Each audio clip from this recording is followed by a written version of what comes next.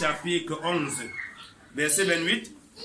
Nous savons que Jésus dit là-bas, venez à moi pour tout ce qui est chargé et fatigué, et je vous donnerai du repos.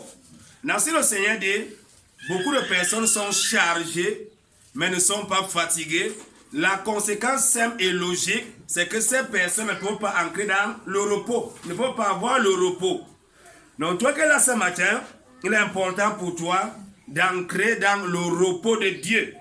Même à la création, Dieu a travaillé 6 jours, et le 7e jour, qui est le samedi, il s'est reposé. Il s'est reposé de ses œuvres. Donc, toi qui es là ce matin, frère, écoute attentivement ce qui sera dit ce matin. Et par le Saint-Esprit, certainement, on priera pendant qu'on sera en train d'enseigner.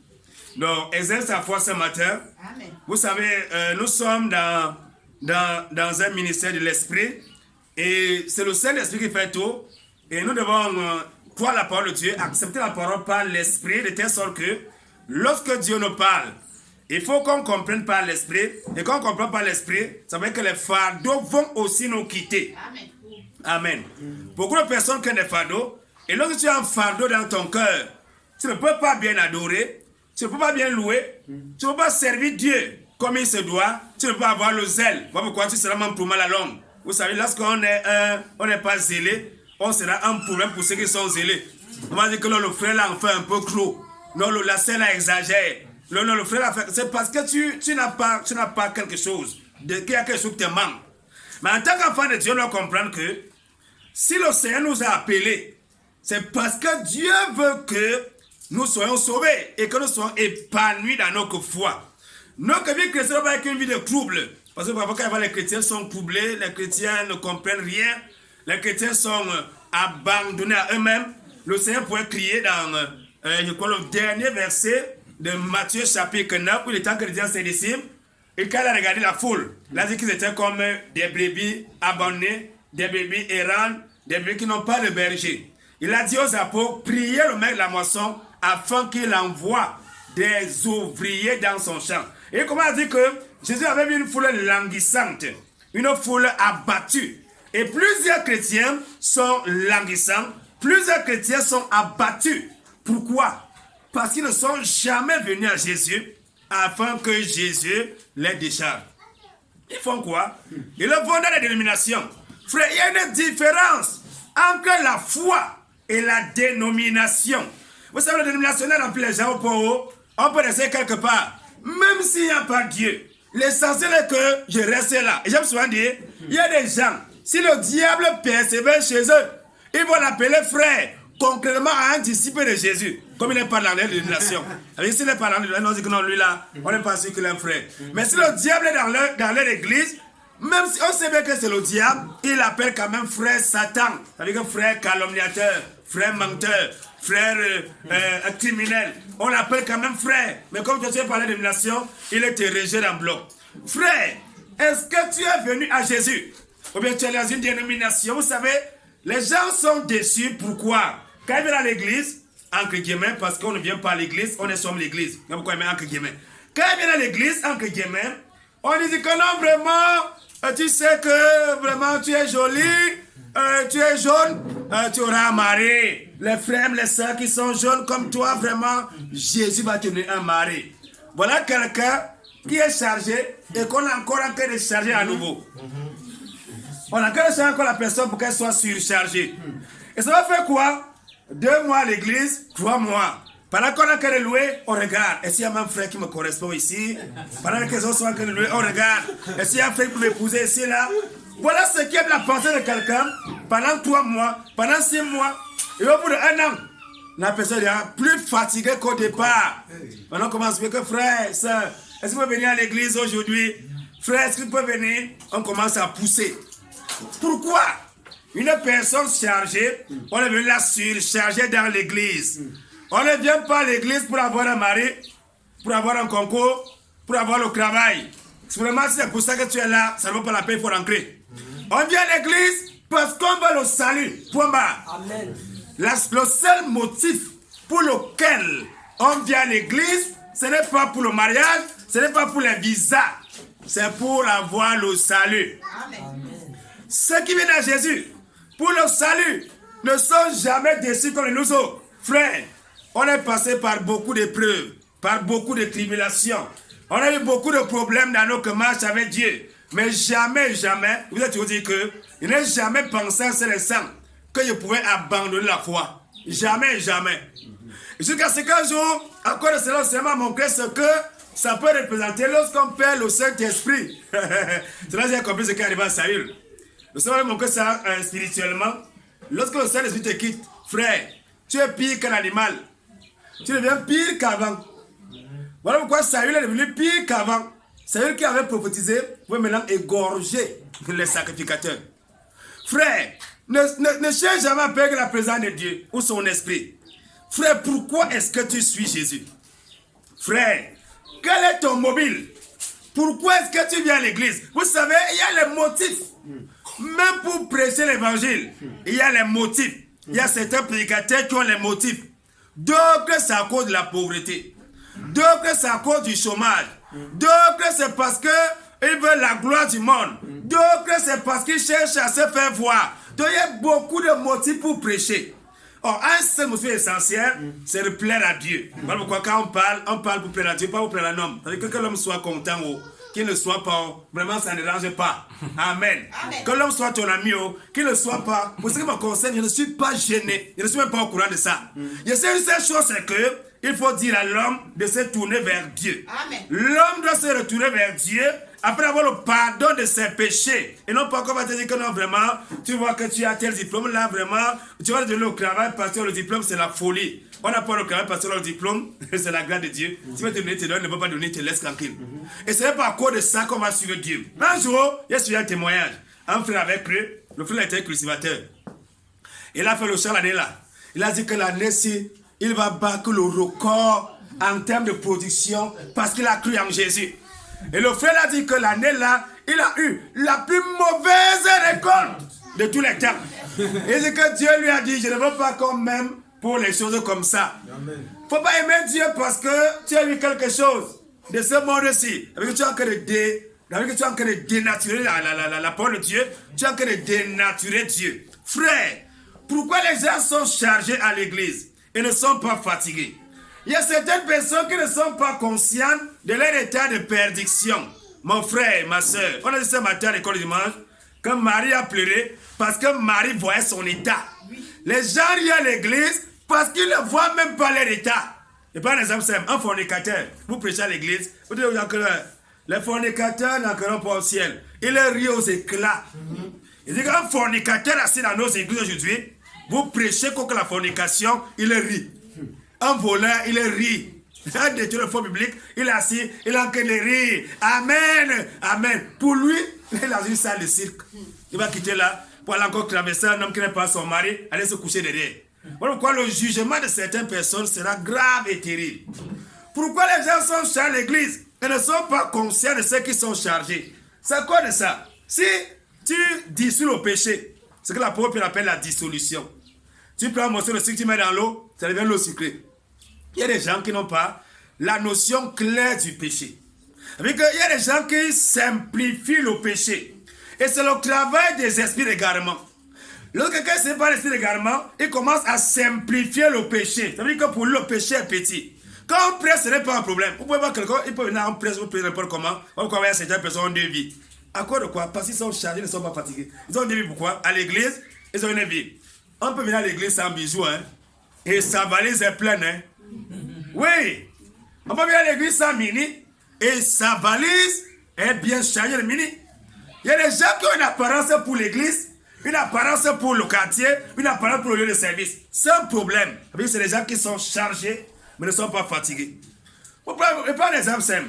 Si quelqu'un ne connaît pas, je n'ai pas arrivé à Jésus, ne peut jamais découvrir la gravité de mettre les cheveux des Chinois sur sa tête. Les cheveux des Chinois, c'est une insulte à l'égard de Dieu. Dieu dit, la chevelure de la femme, c'est une gloire, c'est sa gloire. Comment donc Dieu t'a glorifié et tu dénatures la gloire de Dieu en mettant autre chose? Pourquoi certaines personnes, ils viennent, vous prêchez, ce n'est pas leur problème, ils rentrent dans leur maison et ils continuent à leur fourberie. Pourquoi est-ce qu'ils le font? C'est parce qu'ils ne sont pas conscients de ce que le Seigneur est. de ce que Dieu est en train de dire, de ce que Dieu est en train de faire. Pourquoi certaines personnes, leur vie chrétienne ne change pas, frère. Je vous dis quelque chose. Le Dieu, la Bible, déjà les gens. Amen. Moi, j'étais un pécheur sans Dieu. Je suis entré dans une église. Comment je suis arrivé à l'église en lisant la Bible? Maintenant, quand j'arrive dans une église, je crois que les gens sont faux. Je suis entré quelque part. Oh, je crois que les gens étaient faux. Où j'ai vu un faux pasteur prier pour enlever l'alcool dans le vin. Et j'ai bu le jour-là, mes yeux tournaient, je ne voyais plus bien.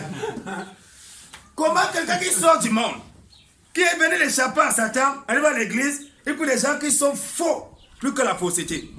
J'ai vu des gens vivre dans le mensonge et dans le péché à niveau que tu es arrivé là-dessus, tu dis que bon, ça veut dire que tu es un jouet.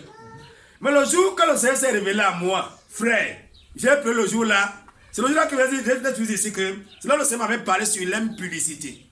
Il m'a dit que c'est lui qui fornique est comme un homme qu'on a crampé dans un WC du village.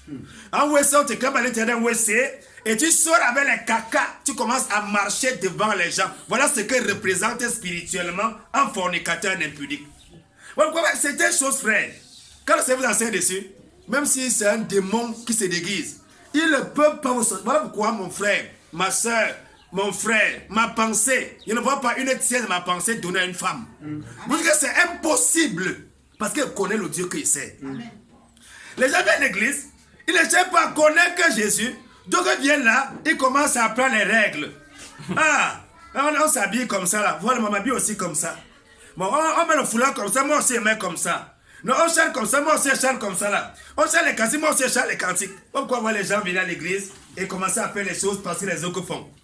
Ils n'ont pas la révélation de qui est Jésus. La porte d'entrée dans la foi chrétienne, c'est la métanoïa, la repentance. La repentance. Je rencontre Jésus, Jésus change ma mentalité. Et maintenant, quand il change ma mentalité, maintenant là, il me donne accès dans son église. Maintenant, quand j'ai l'église, maintenant là, on m'enseigne. Je commence à grandir spirituellement. Je commence à grandir, je commence à connaître Jésus. Mais si je viens à l'église pour un raccourci, il n'y a que par la fenêtre. Peut-être mon père m'a dit que tu viens à l'église, il va te donner 2000. Et moi aussi, je vais passer ma première 2000. Je m'assois. Il ne suis pas là à cause de Jésus, mais à cause de 2000. C'est pas ma première 2000 que je suis là. Je ne vais pas chercher Jésus, mais on m'a promis quelque chose pourquoi je suis là. Frère, c'est un problème. Frère, aussi longtemps que tu ne rencontres pas Jésus, aussi longtemps que tu ne te mets pas sous la croix, que tu ne te retrouves pas sur la croix, tu vois Jésus sur la croix, tu te retrouves là au pied de la croix, le fardeau ne te quittera pas. Aussi longtemps que tu n'as pas expérimenté la puissance du Saint-Esprit, le fardeau ne va pas te quitter. Tu seras, tu as battu languissant. Il y a des gens qui portent encore le poids de leurs problèmes, le poids de leurs péchés, le poids de leur maladie, le poids de leur misère, le poids de leur pauvreté, le poids de leur malédiction, parce que la malédiction est réelle. Il y a des familles qui sont placées sous la malédiction. La malédiction est réelle. Ils sont comme ça là. On sait que de père en fils, tout le monde, c'est comme ça. Les filles sont des prostituées, les hommes sont des soulards, les fumeurs de chambre. Il y a des familles comme ça. L'inceste, l'abomination, c'est établi. C'est une loi. Et tout le monde vit ça. Frère, quand tu te convertis, ma soeur, quand tu te convertis, tu dois sortir de cette logique-là. Si tu es converti et tu restes encore dans la logique familiale, c'est un problème. C'est un problème. Tu es à l'église, tu es contrôlé par les esprits de ta famille. C'est un problème. Donc ce matin, il faut que tu sois délivré au nom de Jésus. Amen. Si je viens à l'église, parce que je suis dans une maison, tout le monde va à l'église. Donc il m'en va aussi parce que les gens vont. Je m'en fous de Jésus, mais cela quand même ne me dédouane pas parce qu'au jugement, je verrai les jours, les moments, les secondes, les heures, les enseignements que j'ai écoutés. Je serai jugé par rapport à ces messages-là parce que je les ai écoutés, je n'ai pas mis en pratique. On va me juger pour ça. Il y a des gens qui sont assis à l'église avec des idoles dans leur maison. Ils sont assis à l'église. Ils vous dire la vérité. Il y a des gens qui sont assis, même ici ce matin. Il y a des gens qui sont assis ici avec des idoles dans leur maison. Ils sont là. Donc c'est les faux cheveux qui sont dans leur sac. Ils sont là. Les fausses perruques, ils sont dans leur sac. Ils sont là. Frère, c'est des choses. On ne connaît pas Dieu. On se dit que non, Dieu se limite dans un bâtiment. Dieu ne va pas de là. Frère, le verset qui m'a converti, véritablement, c'est dans le verset de Jérémie. Le jour que Jérémie m'a dit que Dieu voit tout, partout, et que je ne peux pas te tenir dans le secret devant Dieu. Que depuis ce jour-là, j'ai appris à être vrai. Parce que je suis arrivé quelque part, oui. Dès que les gens étaient comme ça là, moi c'est commencé à être comme eux. Mais le Seigneur m'a dit que fais attention. Je vois tout, je sais tout, je connais tout. Donc frère, Dieu voit tout, Dieu sait tout, Dieu il connaît tout. Amen. Frère, Dieu délivre du péché. J'étais un pécheur et Dieu m'a délivré. Amen. Il faut dire que Dieu délivre du péché, il délivre. Maintenant si tu veux venir à Jésus et tu jongles avec lui, frère, j'ai bâti ma foi sur l'obéissance. Je peux faire quelque chose pendant que je suis ignorant. Dès lors que j'ai la connaissance, frère, je le mets directement en pratique. Oui. Frère, il y a des choses que les gens font. Il me dit ici une fois, quand Josué déclare, moi et ma maison, nous servirons l'Éternel. Je dois encore démontrer là que il y a ce qu'on appelle l'alliance territoriale. Dans mon territoire, dans le territoire que Dieu me donne, j'ai une alliance avec lui. Et cette alliance-là s'étend jusqu'au domaine que Dieu me donne. Parce que tout ce qu'il y a sur la terre, il le reçoit de Dieu. Voilà pourquoi ma maison, les murs. Donc vous savez que les murs parlent, non? Oui. Vous savez que les murs parlent. Oui. Les murs parlent, la toiture parle. Donc je dois servir Dieu avec toutes ces choses-là. Quand chez moi, la personne doit obéir au même principe. Au même principe. Tu ne peux pas venir avec les faux cheveux chez moi et rester avec ça là. Il n'y a personne qui a ça. Donc je ne veux pas combattre les démons pour rien. Ça n'existe pas. Non, c'est un choix. On ne peut pas. Vous savez, les païens sont audacieux. Hein? Vous pouvez voir un païen, il est comme, même s'il est petit comme le spaghetti, il est aussi audacieux comme le diable. Les païens sont audacieux comme vous ne pouvez pas vous imaginer. Un païen va chercher à venir défier Dieu dans ta maison. Un païen va chercher à venir défier Dieu là.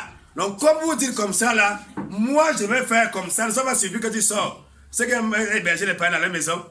Tu vas dire que bon, il m'avait rapidement en foulage, je reviens.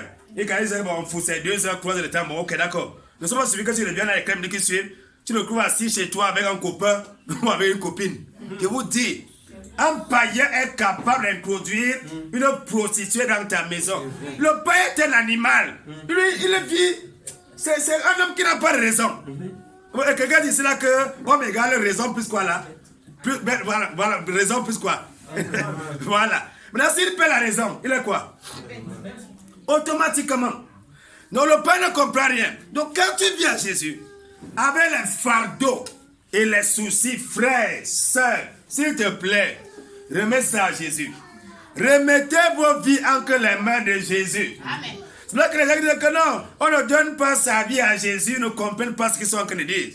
Venez à moi, vous tous qui êtes chargés et fatigués. Si on ne donne pas sa vie à Jésus, comment on doit venir à lui? Amen. On dit que l'homme là n'a fait, non, on a le salut. Mais pourquoi je dis que venez? Il doit encore faire quoi? Il doit venir me prendre, non? Il doit venir me forcer, me porter, me prendre. Frère, c'est important de comprendre ces choses-là. Donc si tu es chargé, il faut que tu sois fatigué. Frère, sœur, est-ce que tu es fatigué de la médisance? Est-ce que tu es fatigué du colportage? Est-ce que tu es fatigué? Quelle est la première qualité du diaconesse? Amen. Ça doit couler rapidement. Hein? Quel est le premier critère qu'une diaconesse doit remplir? Là, oui, la sobriété c'est trop compliqué. Quel est le premier critère qu'un diaconesse doit remplir? Elle doit comment? Hein? La diaconesse, le premier critère d'une diaconesse, c'est qu'elle doit être non médisante. Amen. Médire, c'est quoi? C'est dire le mal qu'on sait ou qu'on croit savoir sur le compte de quelqu'un. Frère, c'est un péché grave, comme le Saint-Esprit, de parler mal d'un frère, de parler mal d'une soeur, de juger un frère, de juger une soeur. C'est un péché contre l'esprit. Oui. Tu es chargé. Il y a des gens qui sont chargés de médisance. Et aussi longtemps que tu n'enlèves pas le fardeau de médisance, tu déposes au pied de Jésus, tu vas continuer à médire et à croire que tu es en train de servir Dieu. Ça sert de se tromper comme a fait Caïn. Caïn avait déjà fini de manger les prémices. Il est venu devant Dieu avec les déchets. Il a dit à Dieu que tu vas sauf accepter ça. En tout cas, c'est un don qu'il te fait. Hein, tu n'as pas une semaine de ça l'autre jour. Que c'est un don. Donc c'est un don, tu donnes comme il veut. tu ne me dois pas exiger quoi que ce soit parce que tu n'as pas acheté. Elle dit que non, elle a raison. Elle n'avait pas acheté, c'était un don. Donc quand elle dit ça à Dieu, que non, c'est un don que je te fais, non, toi Dieu. Tu dois accepter ça comme je veux, comme tu veux. Et Abel a fait quoi? Abel a dit que non, Dieu, c'est quand même l'Éternel, les amis. C'est quand même le Dieu qui m'a créé. Il faut que j'offre à Dieu les prémices de mon troupeau. Avec la graisse et tout ce qui était premier. Dieu a agréé l'offrande d'Abel. Il a repoussé pour Caïn, il a fait quoi? Il a fini par tuer son frère. Il veut dire quoi par là? Qu'on ne comprend pas qu'il n'y a pas de sainteté possible sans la sanctification de la langue. Le pasteur Jacques dit ceci. Un saint ne se reconnaît que par la sanctification de sa langue. Je répète, le pasteur Jacques enseigne ceci. Dans ta Bible, dans ta Bible que tu as là. Je dis c'est là-bas. Et quoi, c'est dans Jacques chapitre 3. C'est bien écrit là-bas. Le pasteur Jacques enseigne que la sanctification de la langue est la seule preuve qu'on est converti. Si ta langue n'est pas sanctifiée, tu n'es pas converti. Si ta langue n'est pas sanctifiée, tu pourras chanter la musique mondaine. Hein? Et Jésus va te voir là-bas. Si tes yeux ne sont pas sanctifiés, tu vas voir les films mondains. Tu sais devant les films mondains que les contempler, en que de voir. Le pasteur Fernand disait souvent que il y a une maman qui refusait de se débarrasser de la télévision, des programmes télé, tout ça. Et qu'est-ce qu'elle faisait souvent? Elle assis devant la boîte du diable, en que devant les séries. Quand les gens veulent s'embrasser, elle dit rideau. Tout le monde se ferme les yeux. Frère, c'est la confusion. On dit rideau, on ferme les yeux. On zappe. Frère, c'est le premier irréfutable que tu es sur le territoire étranger. Frère, il y a des signes qui ne trompent pas. Frère, est-ce que tu es fatigué? Plusieurs sont chargés, mais ne sont pas fatigués. Frère, ne vous trompez pas sur le baptême dans le Saint-Esprit. Le baptême dans le Saint-Esprit est placé à la porte d'entrée de la foi. Oui. Vous dites quoi ici? Si je suis assis ici, quelqu'un vient ici à l'intérieur, étant assis là, je l'accueille avec une bouteille de jus. C'est à l'entrée.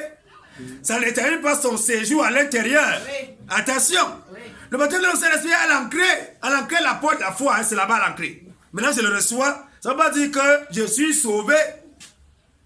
Attention. Amen. Il me maintient dans le salut. Rappelez-vous des 10 vierges. Toutes les vierges avaient des lampes qui avaient l'huile. Hein? Oui. Elles avaient l'huile. Elles ont connu le Saint-Esprit, mais cependant, avec le temps, elles ont séché, fané spirituellement. J'en ai parlé des chrétiens chargés. Amen, amen. Ma soeur, il faut te décharger ce matin au nom de Jésus. Amen. Frère, il faut se décharger. Si ma communion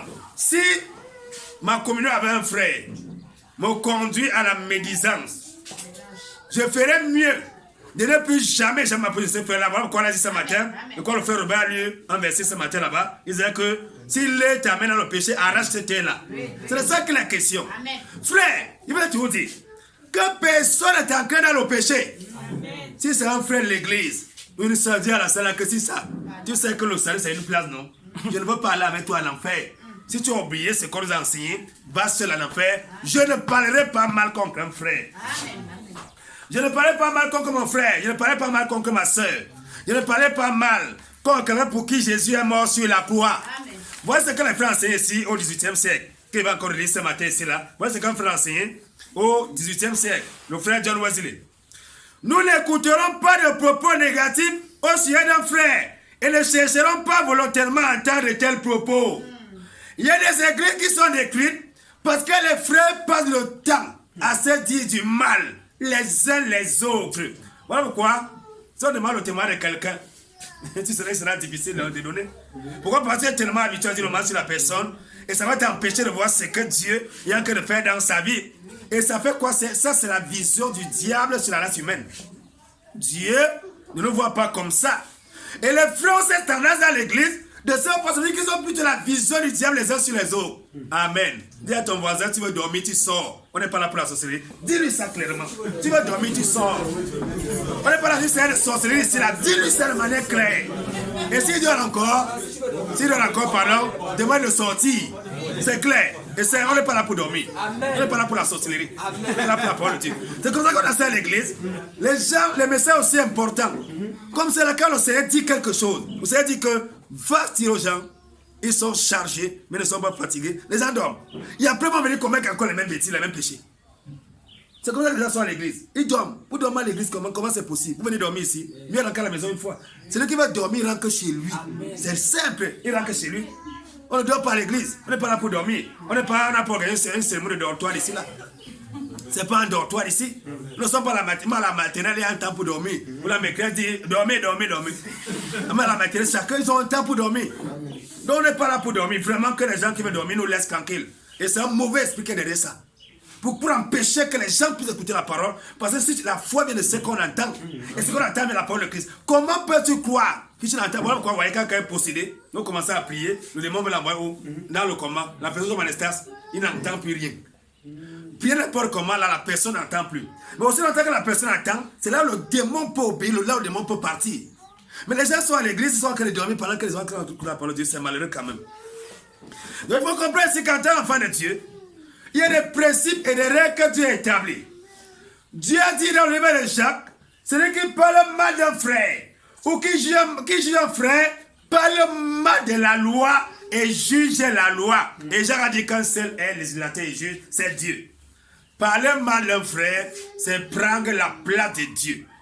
Parler mal d'une soeur, c'est prendre la place de Dieu. Vous avez dit ici que plusieurs personnes blasphèment et expriment le Saint-Esprit de plusieurs manières. Peut-être que quelqu'un est marié, sa femme ne met pas le sel dans la nourriture, elle ne met pas le sel, mais elle parle comme en langue.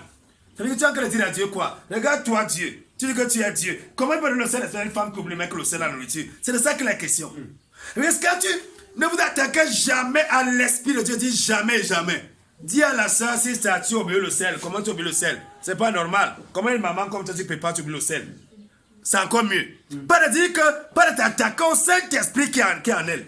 C'est un problème. Mais le Saint-Esprit est dans le frère. Le frère dit que le Saint-Esprit, il ne sait pas qu'il faut rationner comme ça là. Tu es en train d'insulter Dieu, qui lui donne le Saint-Esprit. Donc un seul est législateur et juge. On lui a parlé. Nous sommes encore parlé ce matin. S'il nous arrive d'entendre dire du mal d'un frère, nous ne serons pas prompts à croire, à le croire. Il y a des gens qui m'entendent les choses bizarres sur les autres. Quand on parle négativement, les gens sont contents. Ils rient aux éclats. Ils veulent encore entendre. Ils veulent encore entendre. Ils veulent encore entendre. Frère, c'est un problème. En tant qu'enfant de Dieu, tu ne dois jamais, jamais entendre le mal d'un frère, le mal d'une soeur. C'est un problème. Je suis de parler des fardeaux. Les gens sont chargés mais ne sont pas fatigués. Ma soeur, déchaîne-toi ce matin.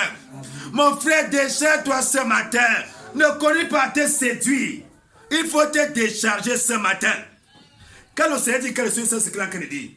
Frère, la Bible dit dans le livre de Somme, le quoi, le Somme 50 ou 51. Tu t'assieds, tu parles comme le fils de ta mère. Et Dieu dit que tu as cru qu'il te ressemblait parce que monsieur, il veut tout reprendre et mettre sur ton visage. Dieu est contre le fait que les frères et les sœurs se critiquent négativement les uns les autres. C'est un péché. Et si tu as ce péché-là, tu ne peux pas entrer au ciel. Il dit que le ciel de Jésus, tu n'entreras pas. Et même tel que c'est ce que tu as fait à l'église. Prêche, saute, gesticule. Si tu parles mal contre les frères, tu iras en enfer. C'est Dieu qui l'a dit. Voilà pourquoi voilà John Wesley, qui était le prédicateur de la sainteté, il a établi 6 règles, 6 principes. C'était un principe qu'il a établi. Un principe qu'on ne pouvait pas s'amuser avec. Un principe qu'on ne pouvait pas blaguer avec. Frère, il y a des choses avec lesquelles on ne blague pas. Ne blaguez pas avec vos vies. Ne blaguez pas avec ce que Dieu a dit dans sa parole. Dieu est tellement sérieux. Lorsque Dieu dit quelque chose, il sait ce qu'il a dit dire. Frère, ne parlez pas mal les uns les autres. C'est un problème. C'est un problème. Ma soeur, ne parle pas mal de ta soeur. C'est un problème. C'est un problème très sérieux et très grave même. Comment tu vas prier pour une soeur que tu critiques? Pour l'interrogation. Je prends encore les âmes sèmes. Parfois, on se comporte comme les païens. Comme les païens de notre pays là. Il y a souvent certains journalistes païens. Ils apprécient le président de la République. Vraiment, le président est bien. Vraiment, c'est mon président. il passe le temps à critiquer les ministres qu'il nomme. C'est la même chose. Tu ne peux pas dire que tu soutiens le président et tu critiques ses collaborateurs. C'est impossible. C'est une manière indirecte d'insulter le président lui-même pour dire qu'il est un beau rien. Il y a un proverbe païen qui dit ceci. Lorsque tu as un chien et que quelqu'un tape sur ton chien, c'est sur toi que la personne veut taper. Bon, pourquoi la personne tape sur ton chien? La personne sait que en tapant sur ton chien, tu vas réagir. Donc il te tape indirectement en tapant ton chien. Donc dans l'église, il veut dire quoi dans l'église? Dans l'église, si il dit que la sœur Blanche s'occupe de l'aumône à l'église avec la sœur Florence, en disant que vraiment comment le pasteur peut donner l'aumône à la sœur Blanche, comment la sœur Blanche n'a même pas donné l'argent dernièrement, tu es en train de critiquer directement celui qui l'a établi. Tu es en train de critiquer celui qui a établi, celui qui l'a établi. C'est de ça que la question. Pourquoi dans l'église, nous devons faire très attention avec certaines choses. Frère, en tant qu'enfant de Dieu, on doit se méfier. Donc si on est un enfant de Dieu et qu'on ne croit pas, on ne croit pas la parole, on sera à l'église, on sera un faux chrétien, on sera un faux croyant, on sera comme ça à l'église et on va croire que Dieu est avec nous alors que Dieu n'est pas là. Donc la foi n'est pas la séduction. La foi n'est pas le fait de se tromper. La foi n'est pas le fait de se donner une certaine image de Dieu taillée à notre dimension. Voilà ce qui compte beaucoup de personnes. Frère, Dieu m'a enseigné ceci en 2013. Il m'a dit que le ministère, ce n'est pas la prédication. Le ministère, c'est le caractère. Deuxième chose, on peut manifester les dons sur le chemin de l'enfer. Oh, le fruit est la seule preuve qu'on est sur le chemin du ciel. Amen. Frères et sœurs, je vous le dis sincèrement, que personne ne se trompe. Que personne ne se trompe. Jésus appelle Judas mon ami. Quelques heures plus tard, la Bible dit qu'il est tombé par la tête, les entrailles sont répandues. Jésus l'appelle comment? Mon ami. Il appelle Judas son ami. Il appelle ça Judas les problèmes. Appelle ça Judas va en enfer. Pourquoi? Parce que c'est pas le fait d'être apôtre qui a un problème. C'est pas ça le problème. C'est pas le fait d'être avec Jésus qui a un problème. C'est pas le fait de chasser les démons qui a un problème. Est-ce que ta vie, il y a un accord avec la parole? Frère, je suis seulement sur cet aspect-là. Il y a des gens dans l'église qui passent le temps à critiquer les autres. C'est un problème qu'il faut régler. C'est un péché qui va te disqualifier du ciel. Disqualifier. Tu ne dois jamais, je dis bien jamais dire du mal d'un frère. Dis jamais. Dis jamais. En parlant mal d'un frère, en le jugeant, tu as qu'à parler mal de Dieu. Parce que c'est Dieu qui l'a sauvé. Dieu est-il fou d'accorder le Saint-Esprit à quelqu'un? Non. Et frère, je ne sais pas si on mesure l'ampleur des actes qu'on pose. Dieu prend le Saint-Esprit, son plus grand cadeau, et il donne à quelqu'un. Et donc tu sais qu'ici, c'est le Saint-Esprit. Tu sais que les dons-ci, c'est les dons authentiques de l'Esprit de Dieu.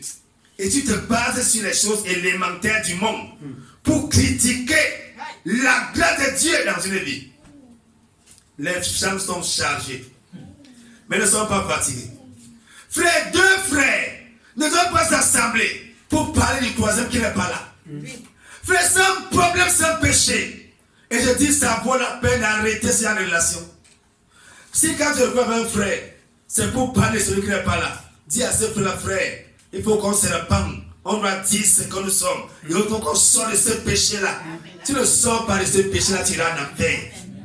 Et même si tu es à l'église, frère, les privilèges et les avantages ne vont jamais sauver quelqu'un. Je vous dis, le bien présent, c'est Judas, le trésorier de Jésus, le trésorier de Dieu qui finit en enfer. Il dit Judas Iscariote. Il a fini en enfer. Donc, bien évidemment, le Seigneur, est-ce que tu es fatigué? On peut être chargé. Mais si on n'est pas fatigué, on va continuer à commettre les mêmes péchés. Vous voyez que le message est collant. Voilà pourquoi j'ouvre par. Je vais citer les versets que nous lisons chaque fois la Bible. La Bible dit ceci: faites tout sans murmurer ni hésiter. Voilà encore un autre point où Satan piège plusieurs et les renverse. Frère, fais tout sans murmurer ni hésiter. Frère, dans ta façon de faire les choses de Dieu, dans ta façon de faire les choses de l'Église, est-ce que tu hésites? Est-ce que tu murmures? Les murmures, c'est la petite plainte qu'on élève. Oui, on dit peut-être que frère, dois t'occuper de ceci. Comment c'est? Pourquoi c'est moi qui va faire ça? Pourquoi chaque fois c'est moi qui fais ça? Pourquoi chaque fois c'est moi qui fais comme ça? Pourquoi c'est moi qui fais? Frère, sans péché. C'est ce que la Bible dit. C'est la sanctification que vous entendez là. La sanctification, c'est l'esprit d'abord. Lorsqu'un esprit est pur, tout le reste va suivre. Mais lorsqu'un esprit est souillé, on aura les apparences comme les pharisiens, mais cependant, le fond n'y sera pas. La seule preuve qu'on est sauvé se trouve dans Galates chapitre 5, verset 22. L'amour. Mais le fruit de l'esprit, pas les fruits. Il y a l'amour. Le Saint-Esprit a un seul fruit, c'est l'amour. Il n'y a pas deux fruits, il n'y a pas plusieurs fruits. Il y a un seul fruit, l'amour. Et l'amour, c'est quoi? La joie, la paix, la tempérance, la bienfaisance. Toutes ces choses-là sont de l'amour. C'est la seule preuve qu'on est sauvé. Frère, est-ce que tu marches? Est-ce que tu marches par l'amour? C'est quel est le fondamental? Hein? Vous savez, ça me rappelle l'histoire de qui se trouve à Philippiens. Et quoi, Philippiens chapitre 2? Ou bien Philippiens chapitre 4, les deux premiers versets. Les deux compagnons de combat à l'apôtre Paul, deux sœurs en Christ, Évodie et Sertiche, qui sont ancrés dans la Bible, comme deux créleuses dans l'église. Évodie et Sertiche, qui ont combattu avec l'apôtre Paul, sont ancrés dans la Bible comme deux créleuses. À cause de quoi? Parce que les gens ne méprisent pas. Frère, je vous ai enseigné que la foi chrétienne, c'est un tout. C'est une seule relation. Il n'y a pas deux. Amen. La même relation que j'avais avec Dieu, c'est la même que j'avais le frère Abel, c'est la même que j'avais la sœur Florence, c'est la même que j'avais le frère Félix. Il n'y a pas deux relations. Il n'y en a pas deux. Il n'y a pas deux. Il y a une seule relation. Si on ne comprend pas ça, il serait chargé, bourré à l'église. Pourquoi est-ce que je suis chargé à l'église? Alors que Jésus m'a lancé l'appel dans Matthieu chapitre 11, verset 28. Et viens, toi qui es chargé et fatigué, je vais te décharger. Le Seigneur a-t-il menti? Non. Point d'interrogation. On connaît ce que vous avez dit ici. Si nous allons d'entendre dire du mal d'un frère, nous ne serons pas prompts à le croire. Si, bon, il y a des églises qui sont des encore de ça. Hein. Bon, un frère se lève et dit que non, vraiment, pasteur, je connais l'ancien qui va de maison à maison pour diviser les familles, pour dire que j'en ai pu venir à l'église, pour faire ci. Il n'a aucune preuve. Hein. Il parle seulement comme ça parce qu'il va écrire bien vu du pasteur. C'est le péché que les gens commettent. Ils oublient que tôt ou tard, ils vont payer à cause de ce péché-là. Ils vont payer. Vous avez dit ici que, et même si tu as l'attente que les choses de mauvais sur un frère, ne sois pas prompt à le croire. Quand tu dis que les choses sur un frère, tu fais comment? Tu crois facilement? Ou tu doutes? Ou bien tu appelles? Voilà comment on se comprend la part de telle chose. Il faut dire au frère. Exactement, tu dois le dire. Voilà ce qu'ils ont enseigné ici. Il dit que dès que possible, nous ferons connaître ce que nous avons entendu en parlant à la personne concernée et en lui écrivant. Les apôtres disent non, c'est pour prier. Non, ce que je dis là, c'est pour qu'on prie. Quand je dis la satire du agent de Satan, il te connaît. Oui. Il faut dire intégralement ce qu'il t'a dit, sans rien cacher. Et dans l'église, quand les cachets commencent, la mort en crie. Il faut dire intégralement ce que la personne t'a dit sans rien cacher. Dis que voici ce que tel frère m'a dit, voici ce que tel sœur m'a dit. Tant que nous n'aurons pas fait cela, nous ne communiquerons pas à l'état de ces propos à qui que ce soit d'autre. Parfois, on entend des choses sur quelqu'un, on n'a même pas vérifié, on a déjà communiqué à d'autres personnes. Non, la sœur là, vraiment on a dit que la sœur là, et les rumeurs, ce n'est pas dans l'église, et les vies des gens sont décrites, on n'a même pas vérifié. Il dit que non, il faut d'abord vérifier, même vérifier d'abord, il faut vérifier. Il dit que lorsque nous l'avons fait, nous ne dirons pas un seul mot à qui que ce soit. Frère, dans l'église, il vous dit dans l'église du Seigneur, pourquoi les gens restent chargés? Lorsqu'on ne connaît pas comment l'esprit fonctionne, frère, c'est à l'église et on va rester chargé. C'est un problème. Si à l'église, tu penses que c'est la récréation. Et comme la scène que nous avons montré encore ce matin, il y a des gens qui ont ce comportement-là. Et à l'école, qu'est-ce qu'on fait souvent? On a en classe là, on saute sur la chaise, on danse comme ça là, on danse. Dès que le mec est bien, on s'assoit. Il y a des gens à l'église, même ici ce matin, vous ne connaissez pas bon nom, ce matin, vous mettez mec debout, qui ont le même comportement. Ça veut dire que le pasteur, c'est comme la fin de la récréation pour lui. Quand le pasteur est là, on s'assoit. Frère, c'est un problème, ma soeur, c'est un problème. Il faut craindre Dieu. Il faut le craindre. Tu ne crains pas Dieu, tu vas rester chargé. Tu vas rester chargé. Et ça va te bloquer. Donc, comme les gens disent, ça fait 10 ans que j'ai cru. Ça fait 20 ans que j'ai cru. Je n'ai pas de mari. Je n'ai pas de travail. Ils vont te dire que c'est faux. Ils vont dire que c'est le mensonge. Ces gens ne sont pas vrais. Moi, j'ai aussi cru. Et quand j'ai cru, ils ne travaillent pas. Ils veulent me chanter seulement. Moi aussi, j'ai cru. Frère, j'ai aussi cru. J'ai aussi été païen. Je suis venu à l'église. Je sais comment ça fonctionne. Amen. Ne me manque pas. Si tu es vrai, Dieu sera vrai avec toi. Amen. Les gens sont chargés, mais ne sont pas fatigués. Frère, ne parlez pas, mais j'insiste là-dessus. Pas plusieurs personnes vont en faire à cause de ça. Dieu va te juger pour ça. Ne parle pas mal d'un frère. Dis-moi frère à Christ. Ne parle pas mal. Ne parle pas mal d'une soeur. Ne parle pas. C'est interdit. Amen. Le même Dieu qui a dit, tu ne commettras pas d'adultère. Si tu ne commets pas d'adultère, et tu parles mal contre un frère, tu deviens coupable de tout. C'est ce que j'ai avancé sur le même chapitre, sur le même chapitre. Si je ne mens pas, je parle mal d'un frère, je suis coupable du mensonge. C'est la même chose. Et si le voit dire quoi? Frère, que Dieu te bénisse. Quelle hypocrisie. Quelle hypocrisie. Si je parle mal de toi, c'est mieux que quand je te vois et je dise une fois en face que frère, quand tu vois la moi, tu détestes. Voilà. C'est encore mieux. Que de faire comme si on était avec lui, mais le cœur n'est pas là. Frère, nous devons craindre Dieu. Amen. Amen. Beaucoup sont chargés, mais ne sont pas fatigués. Le but de mon enseignement ce matin était déchargé au nom de Jésus. Amen. Après ce message, tu seras complètement déchargé. Amen. Parce que le Saint-Esprit aura agi dans ta vie. Dans Jean chapitre 4, dans le cas d'une femme adultère, une divorcée et le mari, qui était bien chargé et fatigué. À cause de ça, le Seigneur l'a délivré devant Jésus, dans Jean chapitre 4. La femme samaritaine, Jésus dit que donne-moi à boire. Elle appelle d'abord Jésus juif, c'est un pays juif, il appelle prophète, c'est lui prophète, il l'appelle Messie. Et Jésus dit que va chercher ton mari. Elle dit à Jésus que non, peut-être vous me prendrez, moi je n'ai pas de mari. C'est normal. Elle dit qu'elle n'avait pas de mari. Et Jésus lui a dit que tu as raison. Le 6e là n'est pas ton mari. Le 6e. Voilà une femme qui était chargée, bourrée de péché, et qui a dit la vérité à Jésus. Elle n'a pas caché, elle n'a pas joué au super spirit devant Jésus. Elle a dit la vérité. Elle a dit que nous l'adorons sur la montagne. Nous sommes les idolâtres. Et Jésus lui a dit que non, l'heure vient. L'heure est venue où les vrais adorateurs adorent le Père en esprit et en vérité. Amen. Frères, sœurs, c'est important de comprendre ces choses.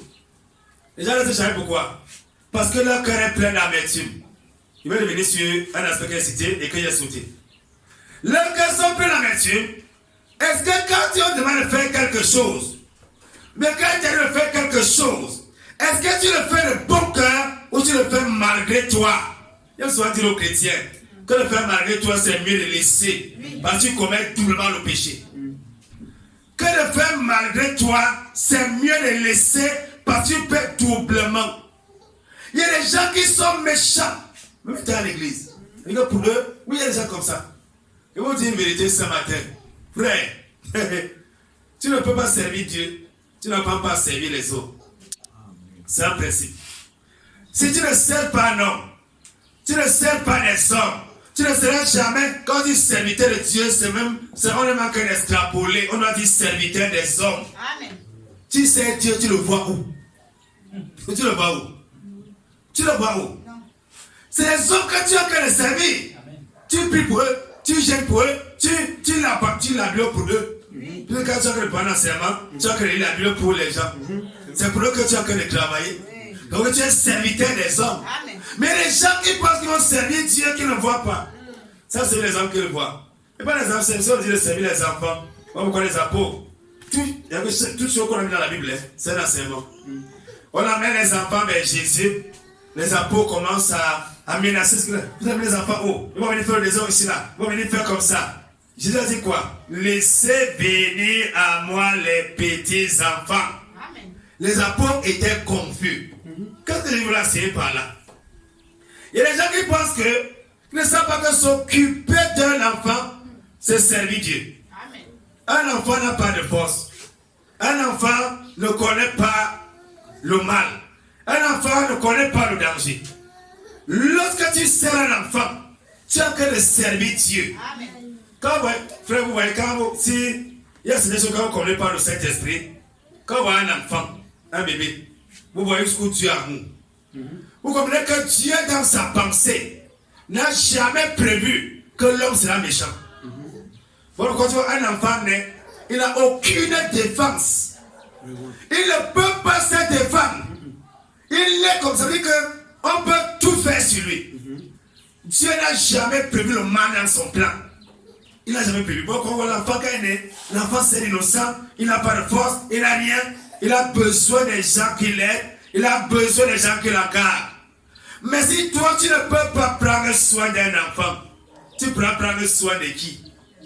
Cela veut dire que regarde d'abord comment la personne traite sa maison. S'il ne peut pas prendre soin de sa maison, il ne pourra jamais prendre soin de l'église. Frères et sœurs, c'est important de répondre à cette question-ci. Est-ce que tu sais les autres par amour ou par que faire? Bonne interrogation. C'est par que faire? Ne le fais plus. C'est par amour qu'on a le fait. Même à l'église, si tu laves le sol, par que faire ne vient plus. Si nettoie la chaise, par que faire ne vient plus. Tu aides un frère, par que faire? Là, je demande qu'on aider un frère par rapport à la mort de sa mère. C'est par que faire? S'il te plaît, ne le fais pas. Tu seras que le couler dans le sac. Tout ce qu'on fait en murmurant n'est pas compté devant Dieu. Je prends l'exemple simple. Si je murmure pour évangéliser Yaoundé, tout ce que je vais faire là, c'est dans l'eau. Et comme si tu Yaoundé est sauvé. À quoi de ce que j'ai murmuré avant de travailler pour le Seigneur là, tout ce que je vais faire par la suite est annulé. Frère, ça ne sert à rien. Tout ce que vous faites, faites-le de bon cœur. Non pas comme pour les hommes, mais pour le Seigneur. Amen. Nous servons le Seigneur en servant les hommes. Voilà le principe de Dieu. Qu'il soit païen, qu'il soit chrétien, c'est le même principe. On va voir. Si tu ne connais pas ça, si tu travailles quelque part et que le chef n'est pas là, peut-être tu vas faire quelque chose, tu ne fais pas. Dès que tu vas venir, tu commences à faire. C'est ça qui est la question. Tu travailles pour les hommes et non pas pour Dieu. On se dit qu'il travaille pour Dieu, que tu sois là-haut, que tu ne sois pas là-haut, il fait de bon cœur. Et la bon cœur pour dire, ceux qui sont comme ça là, seront récompensés par Dieu. Amen. Ceux qui cherchent l'approbation des hommes ont déjà leur salaire. Tu as ton salaire. Ce que tu fais, est-ce que tu le fais de bon cœur? Pourquoi les gens sont chargés à l'église? Ils sont chargés. Pourquoi? Parce que tout ce qu'ils font, ils le font par l'amertume. C'est l'amertume qui les motive. C'est l'amertume. Ce n'est pas normal pour un enfant de Dieu. Ça froisse l'esprit de Dieu qui est en toi. Ça détruit ta relation avec Dieu. Et tu ne peux pas avoir une bonne communication avec le Saint-Esprit. Je vous dis quelque chose ce matin. La communication avec le Saint-Esprit, élément essentiel de notre foi. Et nous avons une bonne relation avec Dieu. Ça va se démontrer dans les décisions essentielles de notre vie. Vous savez ce qu'on est rebelle.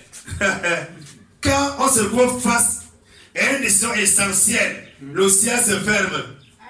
Tu peux recevoir d'autres révélations sur d'autres choses. Non, Dieu parle là-bas, il parle là-bas. Mais sur les questions essentielles, le ciel est fermé sur ta tête. Arrête-toi. Je reprends. Tu es un enfant de Dieu. Tu reçois des révélations, des visions, des sons qui s'accomplissent. Maintenant, tu te retrouves devant une décision essentielle de ta vie. Le ciel se ferme. Arrête-toi. Dieu te dit, ma relation avec toi n'est pas bonne. Il y a un péché dans ta vie. Enlève-le. Même quand tu crois que c'est un seul péché, il faut l'enlever. C'est dans les choses essentielles que notre communion avec le Saint-Esprit se démontre. Oui, puisque c'est dans un cas critique que j'ai besoin du secours de Dieu. Mais si dans le cas critique, Dieu ne me répond pas. C'est un problème. Voilà pourquoi Saül allait chez les marabouts. Parce que quand Saül avait besoin de la réponse de Dieu, Dieu n'a pas répondu. Il a fait quoi? Il allait chez les marabouts. Donc, il y a des circonstances dans ta vie où tu as besoin de voir la main de Dieu. Et c'est là où tu sauras où tu as une bonne communion avec lui, où tu n'as pas. Pas dans les généralités, non, mais sur les spécificités de ta vie. Tu sauras que non, ici là, ma relation avec Dieu est bonne ou elle est mauvaise. Gloire à Jésus. Amen. Frère, il faut faire comme la femme samaritaine. Il faut faire comme Zachée. Dans Luc chapitre 19, verset 1 à 8. Dès que Jésus a créé dans sa vie, tout ce qui était des ténèbres, Zachée a exposé. Amen. Là, dit que là, je suis un publicain voleur. Là, dit que s'il y a connu à quelqu'un, je rends 4 fois. Pourquoi? Parce que Jésus était ancré. Et le Seigneur dit quoi? Le salut est ancré dans cette maison. Zachée était chargé. Zachée était fatigué. Il allait monter sur un sycomore parce qu'il voulait voir Jésus. Amen. Il y a des gens à la position de Zachée. À l'église, ils ont les mains dans les poches. En train de chanter, en train de louer, en train de danser, en train de prêcher. Il refuse de se soumettre. C'est un problème, frère. Alléluia. C'est un problème. Frère, c'est des choses comme ça qui mettent des charges sur les gens. Ils sont à l'église, ils commencent à faire le surplace. Ils sont là, sur place, sur place, sur place. Satan est un voleur. Quand il est dans le péché de la dictation, il fait quoi? Il vole ce qui t'appartient. Frère, sœur, un mari peut être destiné comme ça là. Que Dieu dit, voici, le mari m'a fait tel. Parce que tu es discret dans le péché, une autre personne prend. Vous avez enseigné ici que personne ne vous croit. Comme ça se passe, cette personne dit que il y a des gens qui pensent que quand Dieu crée les hommes, il a créé un certain Atangana pour lui. Donc personne ne peut jamais prendre Atangana. Qui t'a dit ça? Pourquoi il était d'abord dans la fornication avec les païens? Qui t'a dit ça? Qui t'a dit ça? Il y a des gens qui pensent, frère, ce n'est pas vrai. Dieu a créé un homme et une femme. Toutes les femmes sont au même pied d'égalité devant Dieu, ainsi que tous les hommes. Il n'y a pas un homme qu'on a taillé sur ta mesure. C'est faux. À l'église, le frère peut épouser n'importe quelle sœur dans l'église. La sœur peut épouser n'importe quel frère en Christ dans l'église. Quand personne comme que non, là, non, t'as pointu ça, on doit même se convertir, on doit viendra. Tu vas vieillir à l'église là. Tu vieillis. Tu te retrouves à 60 ans sans mari. Et on rend grâce à Dieu. On rend grâce. Et tu pars comme ça. À cause de quoi? À cause de ce que Satan t'a ancré dans la distraction. Paul a dit aux Corinthiens, vous vous assemblez pas pour devenir meilleur, mais pour devenir pire. Et par Osée, Dieu a dit, il a dit que non, dis aux gens là vraiment que leurs assemblées m'énervent. Quand ils commencent à chanter, ça m'irrite. C'est dans les livres des prophètes. Ils se réussissaient, ils chantaient, j'ai vu la lumière du Seigneur Jésus. Et Dieu disait qu'il est irrité. À cause de quoi? À cause de l'iniquité. Frère, nous devons nous débarrasser de tout le levain. Enlève le levain, enlève le levain, enlève l'hypocrisie, enlève ça. Il faut être vrai. Si tu n'es pas vrai, comment tu veux que le Dieu de la vérité fonctionne avec toi? Et les autres s'aiment. Frère, si ne peut pas t'occuper de l'enfant de Clouy, comment tu veux que Dieu t'accorde ton propre enfant? Vous savez, il y a des choses dans le monde que Dieu tolère, qu'il laisse, parce que c'est le mondain. Mais à l'église, il y a des choses qu'on mérite. Il dit qu'à l'église, il y a des bénédictions qu'on mérite. Et Dieu a dit, si ce qui appartient au fruit, tu es fidèle, qui va te donner ce qui est à toi? Amen. Tu as un mari, tu as une femme, tu as des enfants, mais tu es incapable de prendre soin d'un enfant qui n'est pas le tien. C'est un problème. C'est un problème. Il y a des gens, laissez la un enfant, l'enfant n'a pas ses débuts là, il n'est même pas au courant, il s'en fout. Pourquoi pas ce n'est pas son enfant? Mais quelqu'un qui a un instinct animal comme ça, que Dieu donne l'enfant, vous faites quoi? Dieu, ça vous fait quoi? Il ne peut pas. Frère, il y a des choses qui attirent la bénédiction de Dieu dans ta vie. La façon de prendre soin de ce qui appartient au fruit. Amen. Dieu. C'est pas moi qui le dis, c'est Jésus l'a dit. Amen. Dans les évangiles. Amen. La façon de traiter ce qui appartient au fruit. Amen. Dieu a te donné ta part. Amen. Dieu a donné ta part. Frère, si tu n'es pas intérêt, il a dit ici que un jour, on vouloir citer les instruments à l'église. Moi, je n'avais pas l'argent comme les autres. Mais j'ai dit au pasteur, quand tout le monde avait pris, les crépiers, les ceci, mais l'essentiel de la musique qu'on voulait, personne n'avait pris. J'ai dit au pasteur que moi, je n'ai pas l'argent, mais il va acheter la batterie. J'ai pris l'engagement. Et je comptais que j'avais un marché qui avait beaucoup d'argent, après son marché est parti. Il fallait se battre pour acheter cette batterie-là. Et je l'ai fait. Je ne suis pas surpris que dans mon ministère, quelqu'un achète une batterie, achète une voiture, je sais ce qu'il faisait. Amen. Il dit qu'un pasteur m'avait surnommé frère fidèle. Il m'a dit qu'il n'avait jamais vu ça. Amen. Il lui dit que pasteur, voici un marché que j'ai 8 ans. Je donne la dit. Il connaît combien de gars, il connaissait. Il m'a dit qu'il n'a jamais vu ça. Depuis 14 ans qu'il avait cru. Ça fait 2007. Il nous dit qu'il avait plus de 14 ans. Qu'il n'avait jamais vu ça un jour. Parce que c'est qu'à l'église, c'est une place. Moi, par exemple, pense qu'on va prendre l'argent. Il ne connaissait pas ça. Même quand je ne suis pas là, j'envoie qu'aller donner ceci au pasteur là. Allez donner ça. Il connaissait ça, il m'appelait frère fidèle. Moi, comment il m'appelait? Dans une église. Il y a des choses qu'on fait. Il y a des gens qui pleurent, ils ne sont pas bénis. Tu es que béni, et tu es chiche comment? Tu es chiche, tu seras béni comment? Qui va te bénir? C'est pour faire quoi? Le gain du méchant, c'est pour le péché. C'est écrit dans la Bible. Quand ton gain va s'augmenter, ton péché va s'accroître. Et tu vois que Dieu te donne quoi? Pour faire quoi avec? Tu vas faire quoi avec? Pendant que les gens sont en train de prier, Seigneur, bénis-moi. Et l'évangile va avancer. Moi, je vais commencer à prier aussi une émission dans une radio. Il prie comme ça, Dieu l'exauce. Mais toi là-bas, qui ne pense qu'à son ventre, tu veux que Dieu te bénisse. Pourquoi? Il a quel intérêt? Il a quel intérêt à l'intérieur? Frère, les gens sont chargés, mais ne sont pas fatigués. Frère, venez à Jésus. Véritablement. Frère, tu donnes à qui? La question est là. Depuis que le mois a commencé, tu donnes à qui? Sans problème. Frère, si vous l'avez vu comme les sanctions, vous aurez des problèmes. Si tu investis dans les coutumes de ta famille, ça t'engage. Tu vois que Dieu te bénisse comment? Dieu n'est pas le Dieu des coutumes, de les traditions de nos familles. Est-ce que tu as l'intérêt dans ce que tu as? Les gens, la Bible dit que celui qui est fidèle dans les petites choses. Frère, aucun homme ne m'a enseigné la Bible. J'ai pu parler sur la Bible. J'ai ma Bible là-bas.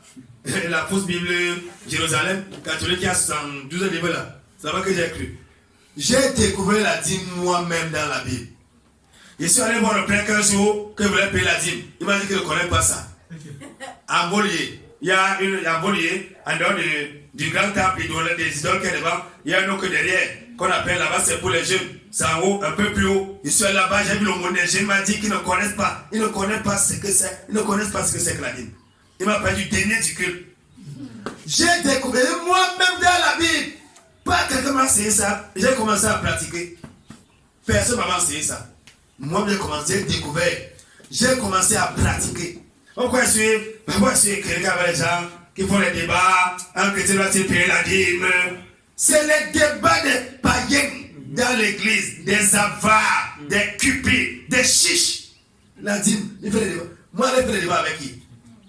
J'aime dans la Bible et je veux faire le débat avec qui? Avec la Bible. Les gens voient que Dieu. c'est malheureux quand même. Dieu prend 100 000 francs, il me donne 100 000. Et je commence à réfléchir. Est-ce qu'il doit donner 10 000 à Dieu? Est-ce qu'il doit donner 10 000? Est-ce qu'il doit donner combien? Parce qu'il y a 100 000, hein? Il y a 100 000, hein? Mais la même personne prend 50 000 et donne gratuitement à une femme pour la fornication. 50 000. Et la même personne s'assoit dans un bar. Il le boit. Vous êtes devenu ivre.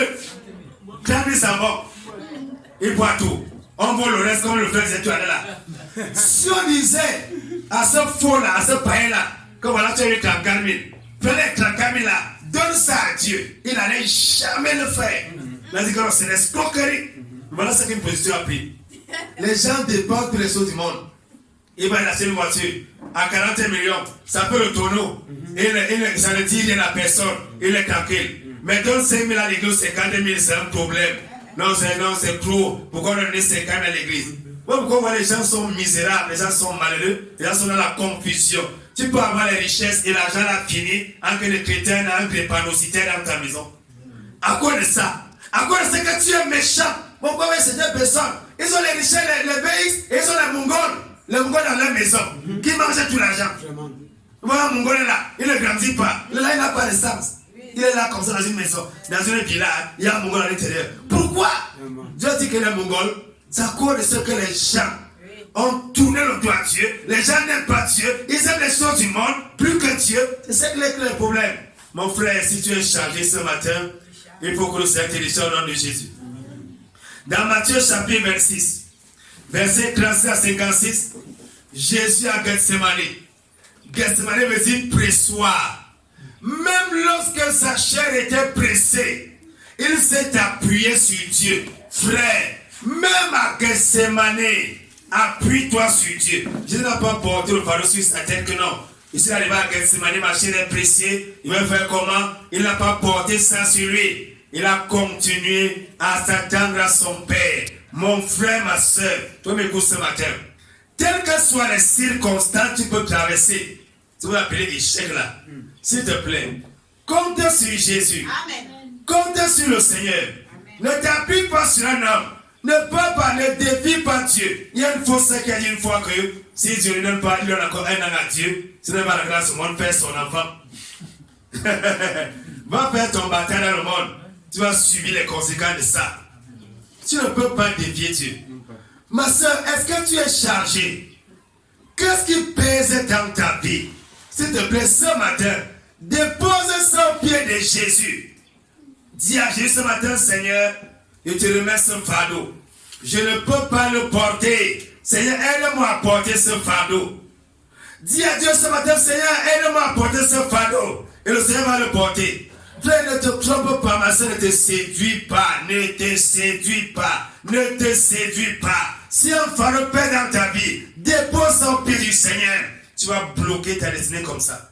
Vous savez, les auteurs du péché sont toujours sévèrement punis par Dieu. On va envoyer Aaron et Myriam. Myriam a mis au Congo ça. Myriam a porté la lèpre. Aaron est resté tranquille. Ils ont parlé à Dieu. Mais une personne pour la lèpre. Vous l'appelez ça en Homme chapitre 12. Deux personnes ont parlé. Un porte la lèpre, l'autre reste tranquille. Pourquoi? Il y a des gens qui entraînent les autres dans le péché. Et dans l'église. Ma soeur, mon frère, il dit telles que sont les circonstances. Vous savez, à l'église, parfois, lorsqu'on a Gethsemane, même les frères deviennent des obstacles. Et que les frères commencent à vous combattre. C'est ce que vous comptez. Vous connaissez sur la prière. Et ils sont en train de dormir. Avec Pierre, à Gethsemane, Pierre dormait. Il s'est levé là pour aller couper le lait de quelqu'un avec l'épée, un apôtre. Parce qu'à Gethsemane, quand l'ennemi les pressait, Pierre dormait et il réveille. Pendant qu'il réveille comme ça là, quand il se réveille, il voit Judas à la tête. Parce qu'à Gethsemane, vous allez tout voir là-bas. Même votre frère en Christ, je le vois à la tête de vos adversaires. Il est devant comme ça que vous combat. Un frère qui est de l'autre côté. Maintenant, Jésus a payé le prix. Et même moi, c'est l'exemple. Jésus voit son trésorier avec l'argent de l'église. Chez les pharisiens, il avait augmenté la part de Jésus sur ça. Il était avec les pharisiens. Il a dit là, bon, vous savez que c'est un homme simple. Donc il veut seulement l'embrasser, attrapez-le. Hé! Pierre m'a dépassé. Et qui? Judas! Qu'est-ce que tu fais ici? Il vient d'embrasser Jésus. Il dit que c'est lui là-bas. Pierre prend l'épée, au lieu de couper la tête de Judas, il coupe plutôt l'oreille d'un pauvre païen. Et quand il a coupé l'oreille là, Jésus a dit que non, laisse faire. Il a guéri miraculeusement la personne. Le miracle ne convertit pas tout le monde. Il y a des gens qui vont voir les miracles, ils vont en faire. Avec les miracles, ils vont dire, ici, il y a un faux presse là, il m'a encore vu. C'est sa conviction ici. Il avait été guéri à mal de dos chronique. Après ça, il a regardé. Il attendait qu'on lui paye pour aller se faire opérer le dos. Dieu l'a guéri ici dans une retraite. Il a abandonné la foi. Il est parti par la suite. Donc même à Gethsemane, frère, même à Gethsemane, il faut compter sur le Seigneur. Quand la chair t'oppresse, quand la vie t'oppresse, parce qu'il y aura un temps.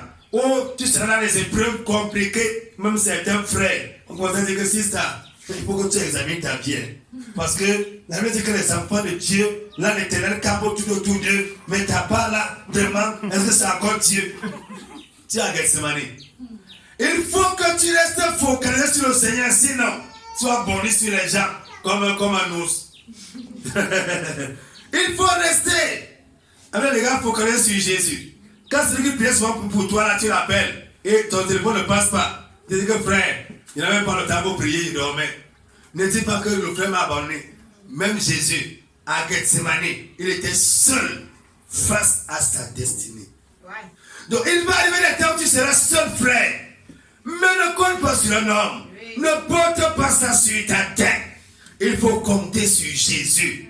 Ma soeur, même si la vie semble aller dans tous les sens, s'il te plaît, appuie-toi sur le Seigneur.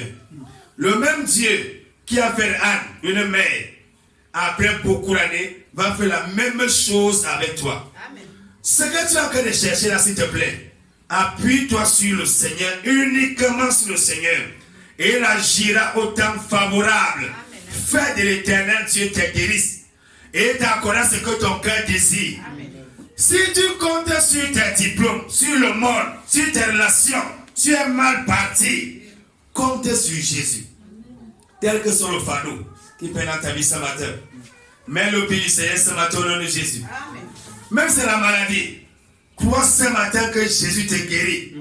Et tu vas ressentir le fardeau de la maladie te quitter. Amen. Au nom de Jésus. Amen. Parce que Jésus n'a pas changé. Il est le même hier, aujourd'hui et éternellement. On va prier ce matin. Dis-le ce matin, Seigneur, enlève mon fardeau.